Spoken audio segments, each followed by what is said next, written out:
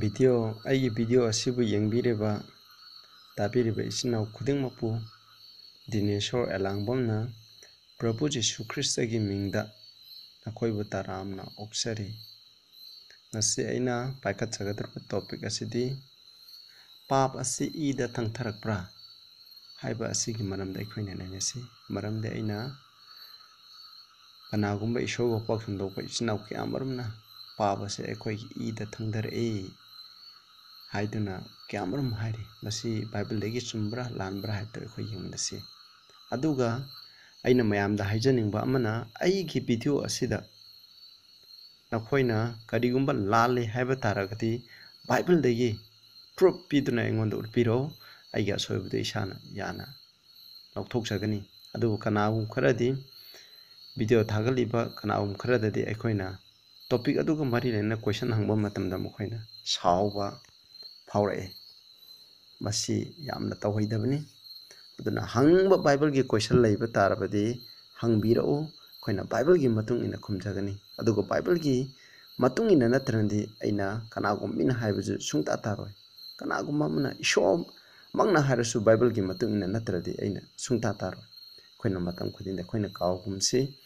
ꯍꯥꯏꯕꯁꯤ ꯃꯁꯤꯅꯤ꯫ ꯑꯩꯈꯣꯏ ꯑꯍꯥꯟꯕꯗ ꯏꯁꯣꯔꯗ ꯄ꯭ꯔꯊꯅꯥ ꯇꯧꯁꯤ꯫ ꯁꯔꯒꯗ ꯂꯩꯕ ꯌꯥꯝ ꯅꯨꯡꯁꯤꯖꯔꯕ ꯏꯄꯥ ꯏꯁꯣꯔ, ꯅꯍꯥꯛꯄꯨ ꯍꯥꯏꯅꯤꯡꯉꯥꯏ ꯂꯩꯇꯅ ꯊꯥꯒꯠꯆꯔꯤ ꯏꯄꯥ꯫ ꯉꯁꯤꯒꯤ ꯅꯨꯡꯉꯥꯏꯔꯕ ꯄꯨꯡꯐꯝ ꯑꯁꯤꯗ ꯏꯄꯥ, ꯄꯥꯞ ꯑꯁꯦ ꯑꯩꯈꯣꯏꯒꯤ ꯏꯗ,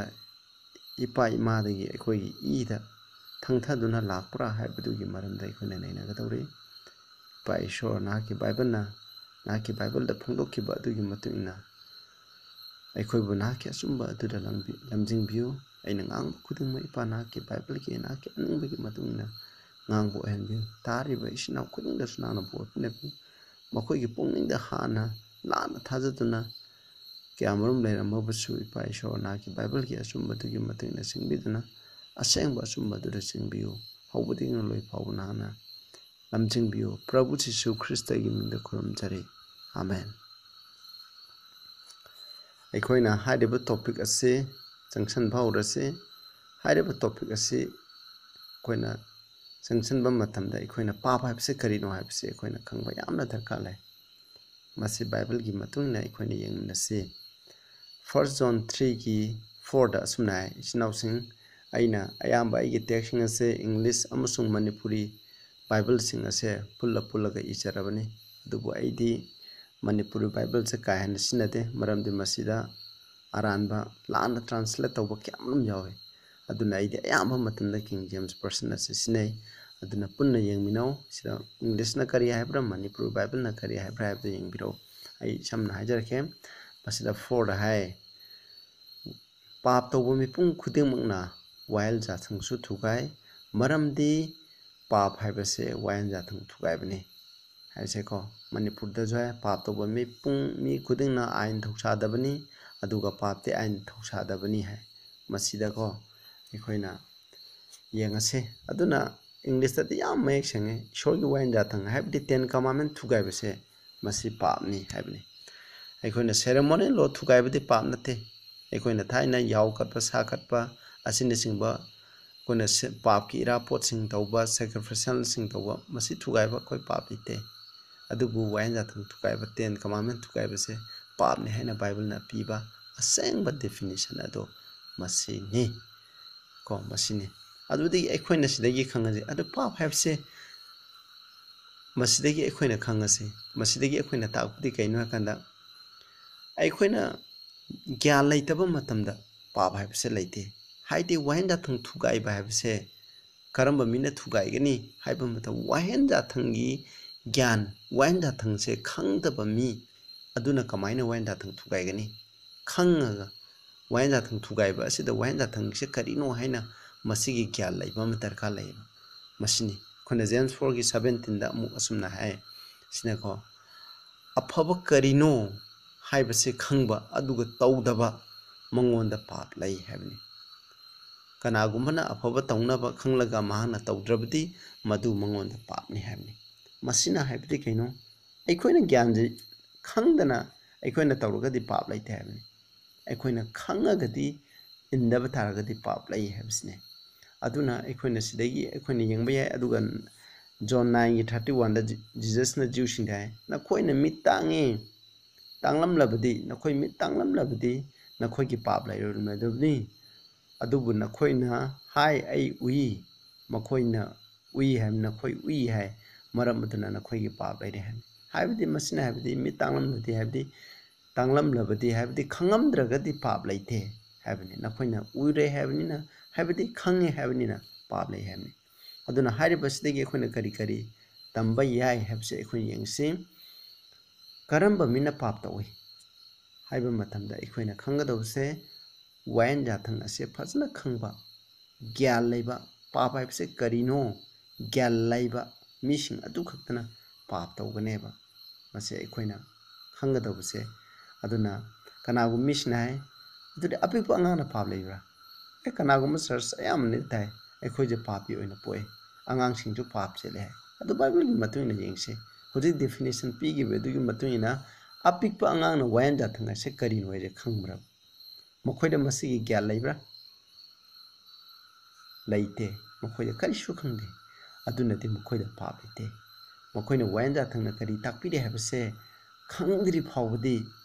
aduga mokhoina khanglaba matungda masigi mayokta tawragadi onna tainabda tawragadi hairiba angang ado pap tawi habi hai angang asina chawkhalaga akoina sahi 5 3 akoina 7 9 haidi afabata khangaba matungda masi phatte haina khanglaba matungda makoina tawba tarakadi pap laiba adu ipik pikpa angang amana akoina wangang bu thoktriba sahi amabu ama kuphe kapitang chalag ibanga angang sing ase makoina tawruse fazana khangba nate aduna makoina pap laite habse akoina khangse kaugumsi masi bible na takpiba definition adugi matung inani ko isnausing aduga aikoina aikoije papi oina pokpra aduga angang haibase papira haibase aikoina amu yengse masi mina kwaidagi aikoina lan lawriba tekse masine Psalm 51:5 David na ibni kari gi matang di ibno haibase aikoina khangadamne sida hai English ta pajarake Manipur da pajarake English ta atopa ai texani atopa version dagi lawe aham bajna King James version dagi ni behold I was shapen in iniquity haidi shapen haibadi form haibani ai je pap ta ai shembani haibani pap ta ai shembani in sin did my mother conceive me imana pap tawduna aibu miron bani hai aduga sida ayamba aduga topa translation sing the King James version nataba top translation sing the dimasila na translate away for I was born a sinner yes aije papi ama oina maramdi aije papi ama oina poi from the moment my mother conceived me imana aibu miron ba mikuptagi aije pap senduna aije papi oina poi haina mokoina hale masi aran bane masi gi text e ekoina masi atopa masi moroina Roman Catholic Church sing ayamba new aikoina Bible gi verse sing asidi aikoina aranba Bible gi text tagi mokhoje translate torokni masi gi maramda jo aina asengba Bible translation gi stream mani lai eastern amsung western adu western sindana aranba ngakta mina chamtok ga torokpa eastern naijina aikoina apostle sing mokhogi matung ina satuna lakpane masi gi maramda jo ai noma fajana saman semjarakani masina NIT haidi new NIT ko masidagi lakpane masi akoina yengo aduga nakoina masigi version asidagi akoina yenge aduga Manipur dai ko yengu ai ase ayol arana yomga pokhi papta ai imana miron khi habi masini adubu akoina masigi asayba masigi meaning se akoina khamba taragadi Psalm 51 ase debine ibni karamba matamda mahana Bathsheba ga pap thorba matunda mahana ibni adubu akoina David se khange ishor gi thamoi panba aduguma mini hainaribni adubu adugumba ishor gi azumba toromba mahana pap torokko matamdadi mahana papse yam tukuchaba phawe adu matamdur mana oh aina sukamate phatriba se ko ona aina aije papi oina ko ai mana ai pap ta mirol popne aije papi ni haina mai wakhalonda sukamate phatte haibudi wakhalonda mana ibne adu masigi Psalm 51 gi 5 se masigi idea sina लाना चतुना अतोप Bible की Bible दा हाइरिबा मयाम text मयाम जे नैनेदबिदा मसीजे लाना चतखिदुना अखोइजे पापी ओइना पोए हाइना हुजिक अयाम मिसिना ताकपिरि मसीगी text अमा खतना लेपकदब नते Bible हाइबिगी मतुंगना साखी अनि लेपकदबनि हाइबनि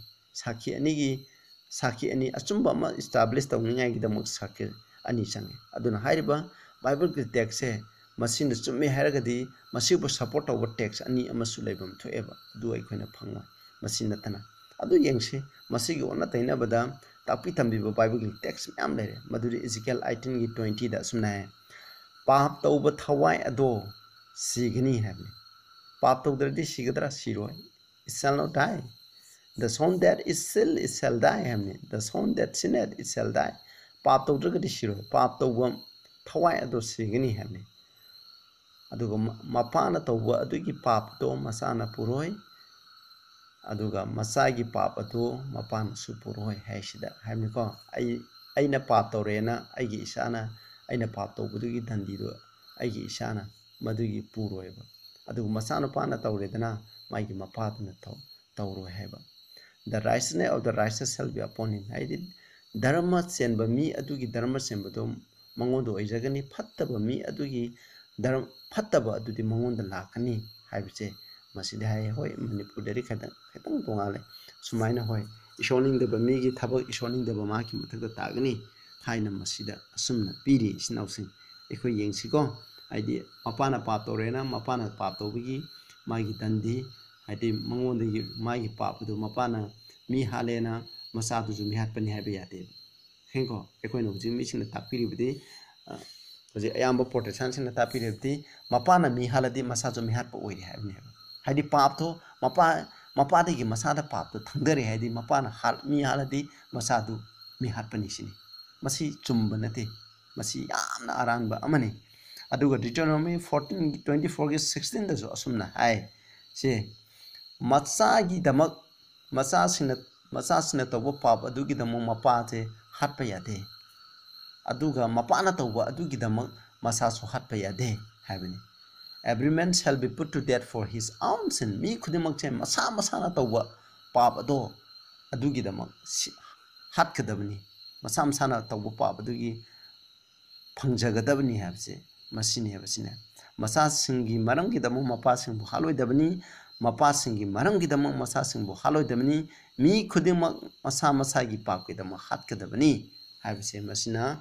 एखोने डिटोनोमी 24 के 16 दा है अदुदी हारिबा बाइबल टेक्स्ट एखोने ngасai Psalm 51 की 5 अदुगी ओना तैनबद बाइबल टेक्स्ट एखोइना अनि दि फंगने इस्नाउस असिना तबा तैछु याम लेरे अदुबो आई अनि जे खल ओखतपनि अदुना मसिना हारिबदि करिनो हाइबा मतमदा एखोइना मपाना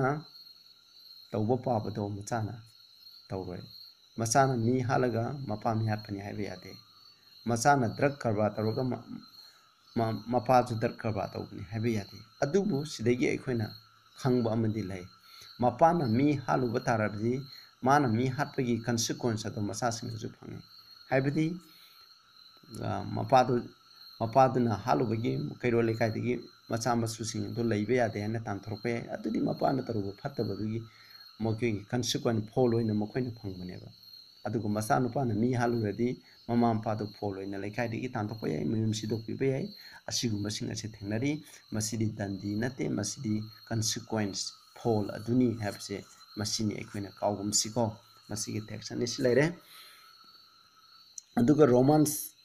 एखोइना आदाम न तौबा पाप अदुगी मराल दो एखोइना पुब्रा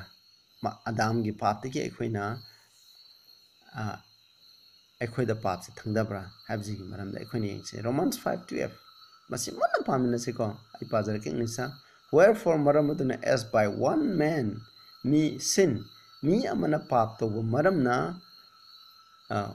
as by one man me amana maram oiduna sin enter into the world me ama have the adam na pap to buduna maram oiduna prithvi asida pap changla khie asi yam chumi adam na pap torom de ibna pap torom de ekhoi prithvi asida pap changam moi and death by sin aduga asiba have se kadaba pap tawduna asiba si oy havne so that pass upon all men maram aduna asiba je mipam khuding ta thangdare karigidamang for that all have sinned maramdi mi khudimak paap tawre habani masina habdi isnausang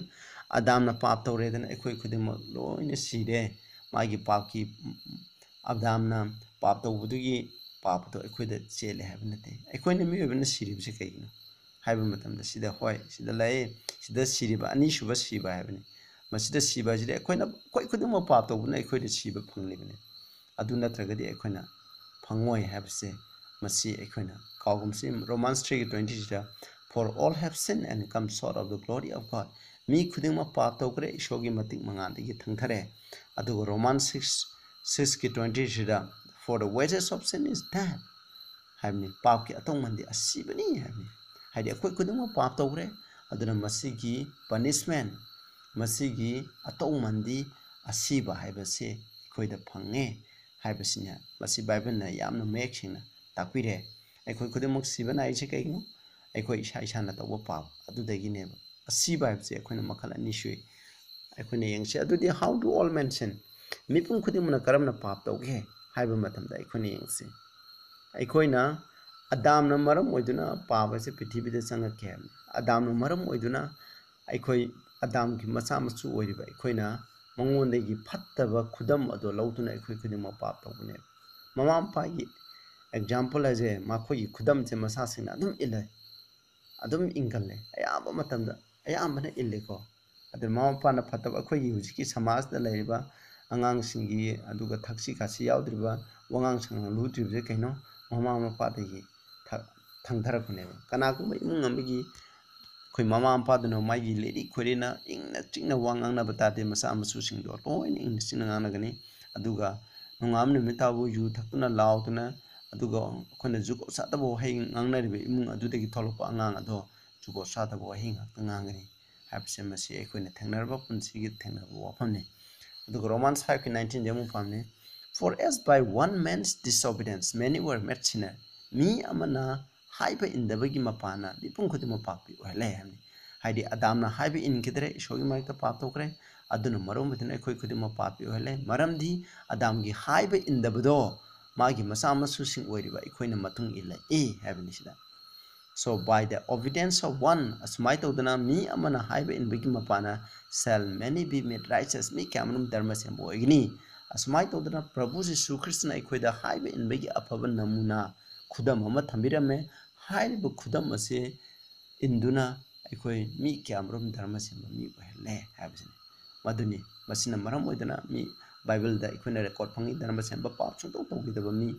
kyamrum gi record ado lairi habse ekhoi na masidagi kaugumse hairiba text asina ekhoi da taklibde karino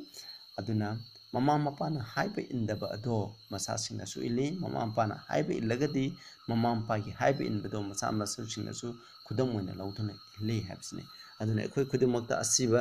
laglibse karino adamna haiba indabdugi matuna ekhoi haiba indre aduga ekhoina asiba habse laglibne masida ekhoina yengsi adana paap tawbudigi thangthaba ekhoida consequence adu mana paap tawkre adugi dandi ekhoina supang phangdum thokte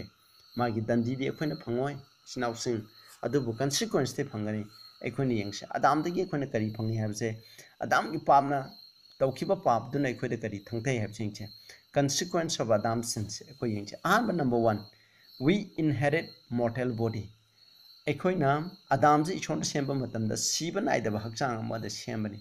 adubu mana paap tawba matamdagi di kedaweba mahak masada siba naire ipsu paap tawbududagi mahak masadu siba naireba adoi dade ekhoina huji aire Bible na haigibe matuna mokhoina tawba paap adugi marala dudi paap adudi ekhoida thangthade hoi chume mana phanggadaba paapki dandi ado maki adamgi macha masu singna phangoi adubu mangondige ekhoida phangbadi adamje siba nairabnina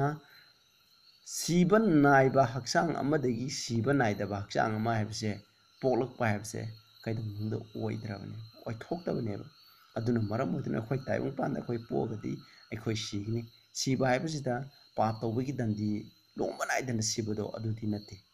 maki pholoina ekhoi signi ekhoi hakchang ge siba nai adubu masi paapki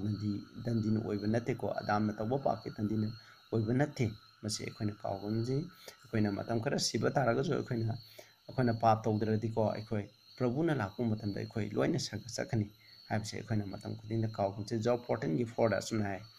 who can bring a clean thing out of an unclean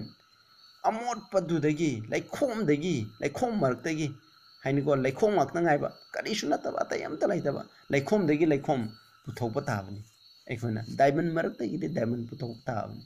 sana ngakta ngaiba marktudagi akhona kari lokthokani sana ngaiba tabani apum badudagi akhona kari han changba marak adudagi akhona apum badudagi akhona kari asengba lokthokpa ngangani akhona apum badu lokthokpa tabani yu marktagi akhona kamai tawdana akhona yu anum thokpa tabani masi habani not one hai kanasu leite hai aduna sibanai ba haksang dagi sibanai daba haksang ma akhona kamai oigni haibasidi akhoi oiroroi aduna prithibida pokraba khudimak adamna tawba papsigi consequence na akhoi haksang di sibanai adubu akhoi thawai di sibanai de akhoi thawai di siroi mana tawbadun maram aduna maki papke dandi maram aduna haibase masi akhona kaumse aduga masi akhona Exodus 20 की 5 से akhoi mu yengse masi text asichu mina lana hambe hai ko sida hai nakhoi lai muti sing khurom loi dabani maramdi ai nakhoi ishor se yamna kalak chawba ishoni sida ko aroi beda visiting the iniquity of the father upon the children unto the third and fourth generation that had me aibu tukut saba hanko aibu tukut saba makhoi gi charon suron hum mari phawba mapa na tawba papadu aina thi habni sida ko ai manipura page mapa singi ayol arani gi maramna aibu yengthiba mokoi gi ahum suba amsung mari suba mironda chairak pi habni haibsidi mapana tawba dugi fall magi consequence to aina pap tawba taragati aigi saron ahum mari subada aina tawkiba pap adugi mahi do isa isusina phanganeba magi fall ado phanganeba haibigi athade ai kudam oina fazana haijarake maramdi aije ju am thakpa mi oi taragadi ko aigi charon ahum suba mari subada lagba angang sing aduda yu thangbaki ko akhoi jin haibisida yu thangbaki akhoi ithil se adum lakane masigi fall se adum lakane masigi kudam haibda akhoi gi aham adam gi matam da laiba mising aduna sahi chamapan sahi chanipan chamapan hingami adubu hojiki adugi matum makha tarak misingna sahi hojiki matam da sahi chamakha sahi chambu suna hingba ngamdre se karigino haibu matam de akhoi gi ipa ipuna tawromba phattaba pap adugi mahiduna akhoi gi haksang je phattaba se asum hendarakwa asonba je sum hendareba madugi fall oina akhoi aduna akhoi gi punsi ten ba haibse akhoi na laklibani masi consequence ni haidi akhoi na kaigumba mam akhoi gi haksang da akhoi na mai da akhoi gi khong da thang ni yanba taragadi kedoba akhoi gi anabado phakineba adubu mai gi takpham du lehugani akhoi de mai na sakpa taragadi mai na sakpa to phagini adubu mai gi sakpham dakpham adu leigini masini pam na akhoi de piriba fall haibse akhoi gi pap tu budi ishona ngakpigini adubu akhoi na tawkiba adugi mahi adudi consequence adudi ai amasung aigi isa ishon singna phangogani haibse akhoi na masi bible na takpibani masi kauthokumsi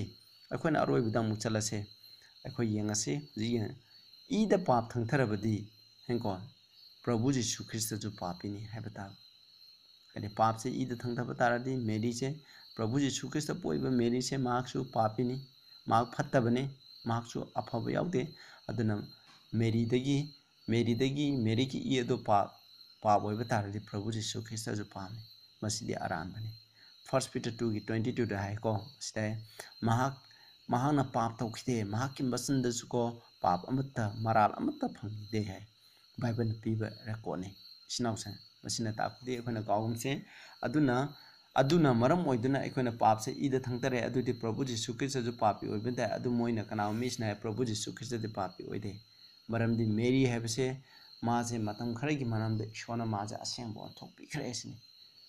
अदुना मरम ओइदुना होजि Roman Catholic church ना मेरी खुरमे मेरी जे अखोगी advocate ओइरे मरमदि माक पाप सेंदरे माक से अखोगी दमा ईश्वर को वानों में बमी ओइरे ना मेरी खुरम से मेरी जे लाई गुना जो खुरम से मसे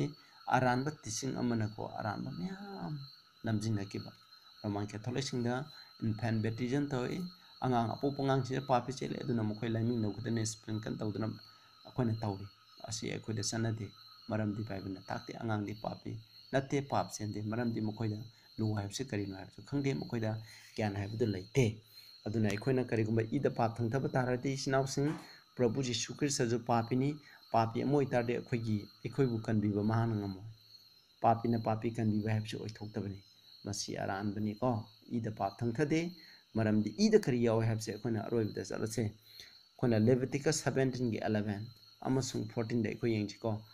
हाइदी for the life of the flesh is in the blood आई मखादे पाजरोके अखोइ फ्लेश हदि अखोइ हक्चांग थवाइ पांबा जीव खुदिमकचे मसीगी हक्चांग अजे मसीगी पुंसी असे क्राइदे यावेबा अहिंगबा जीव खुदिमककी पुंसी जे क्राइदे यावेबा ईदे यावे हैबनी मसीना हाइनिको सिदा हाइदेको the sin of the flesh is in the blood हाइदेबा लाइफ हैबनी अहिंगबा ईदा अखोइ अहिंगबा पुंसी दु यावे हैबनी ईदा पाप यावे हैना बाइबलना हाइबिदे मसी अदुगा 14 दे अखोनि यंगचे इंग्लिश दे अइना हाइदरे अदुगा मसीदा अखोइने यंगचिको मसीगी 14 दा मरमदि जीव पुनमकी हिंगबदि मसागी ईदने मसागी ईदु मसागी हिंगबने मरम अदुना अइने इस्राएल मसा सिंदा हाइकी नखोइना करिगुंबा मखलगे जीव अमत्तगी ई चारोइदबनी मरमदि जीव पुनमकी हिंगबदि मसागी ईदने मसी चाबा माग अदु कथतकदबनी है मसीदा बाइबल मैक संगे अखोइ ईदा करि यावे पाप यावे हाइदे ईदा करि यावे है अखोइना जीव अदुगी अखोइगी अहिंगबा पुंसी अदु यावे है अदुना मरम ओइदना हिब्रू दसो हाइबदो without shedding of blood there is no remission ई ताबा यावदनदि पाप कोपीबा लेते मरमदि ईश्वरना अखोइना पाप तौग्रदि ईश्वरगी वाइनदा थना अखोइगी पुंसी दरकार लेब अखोइगी पुंसी दरकार लेबदो करिना पी ईना मोहसिला पीगदमने अदुगिदमो प्रभु जीशु कृष्ण कोर्स ताबिरगा अखोइना मोहत पीबिरिबनि इस्नाउसिंग अखोइना मतम खुदिंगदा कावरगुमसे अदुना ईदा पाप हाइबसे थंगददे मसी कमाइ तौदन ईदा अखोइ पाप थंगदे हेना तापिरिबजे मसी अरानबा ngaktani हाइबसे अइना मयामदा हाइजनिंगी अदुना ngasi मसीगी चुसनख्रबा अरानबा ताकपि तंबिख्रबा असिगुंबासे मसीना अखोइगी पुंसिदा संग सालगुमसे अदुना मरम ओइदना मसीना मरम ओइदना अखोइदि पाप थादोपा ngamdoi प्रभु जीशु ख्रिस्टगी थौजानगी मपाना मागी थवाइ असेंबगी मपाना ईश्वरगी ओमनिपोटेंट ओइबा पांगन शक्ति असिगी मपाना अखोइदा लेबिरगसु अखोइ पाप थादोपा ngamoi मरमदि अखोइगी ईदा पाप से थंगदुना लाख्रबनि हाय मसीदि क्वाइदगी अरानबनि सैतानको अखोइबु नमथाक तौरिबा क्वाइदगी अरानबा ताकपिबदो मसीनि हायबसिने अदुना नखोइना मसीगी मरमदा करिगुंबा आइगी सरमोन असे नखोइना लाले हायबा तारगदि नखोइना बाइबल टेक्स्ट पिबिरगा मसी लाले हायबदो एंगोंदा प्रूफ पिबियो अदु इतारदि आइनि यागनि बाइबलदा नखोइना कमेंट पिरकपा तारगसु